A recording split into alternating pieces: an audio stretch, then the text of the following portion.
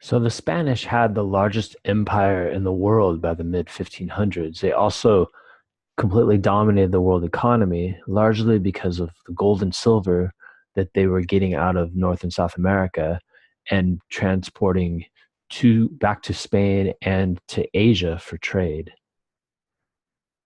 So you can see the Spanish Empire here in the red, covering much of North America and the west part of South America. Here's the French Empire. And this picture shows the French Empire in the yellow. And they were a little different in that they came a little bit later in the 1600s, and they relied very much on trade with the Native Americans. Their position in the New World was very much based on the fur trade and not so much based on agriculture or gold or silver. So they had trading partners with the Native Americans, which meant that they were also allies with them because they had to maintain good relationships with the Native Americans. So we can't really say that the French really invaded the New World like perhaps we can say about the Spanish and the British. So they allowed Native Americans to have a lot more freedom and really maintain good relations overall.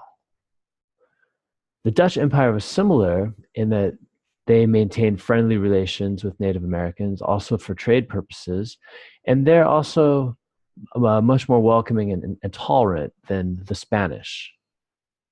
Henry Hudson, who sailed for the Dutch, explored much of inland North America in his search for a Northwest Passage, and that was a waterway to try to get through the continent to get all the way to the Pacific Ocean. The Dutch also established New Amsterdam, which is modern day New York. And you can see if you look at North America on the map, the green part, that's the Dutch Empire in North America.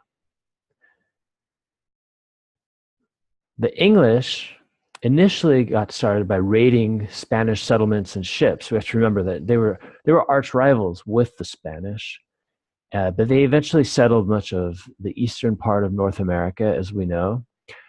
The thing that was different about them was really that they relied heavily on agriculture and the importation of colonists from Britain. So many English immigrants were actually moving to the New World and really populating North America. They were motivated by religion. They were a Protestant empire in contrast to the Catholic Spanish Empire, and they were rivals with the Spanish. And in the same way, they were a unified nation state at this point.